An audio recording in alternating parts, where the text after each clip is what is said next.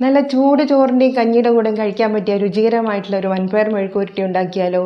3/4 cup വൻപയർ 3-4 മണിക്കൂർ നേരം കുതിർത്തെടുത്ത ശേഷം കഴുകി വൃത്തിയാക്കി കുക്കറിലേക്ക് ഇട്ട് കൊടുക്കാം.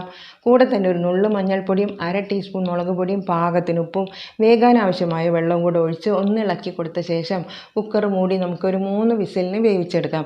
ഇത് വെന്ത് വരുന്ന സമയം കൊണ്ട് മിക്സിയുടെ ചെറിയ ജാറിൽ ഒരു 12 ചുവന്നുള്ളി, ഒരു 5 വെളുത്തുള്ളി അല്ലി, ഒരു 5 വറ്റൽമുളകും കൂടി ഇട്ട് കൊടുത്ത് ജസ്റ്റ് ഒന്ന് കറക്കി ഒന്ന് ഗ്രൈൻഡ് ചെയ്തെടുത്ത് നമുക്ക് മാറ്റി വയ്ക്കാം.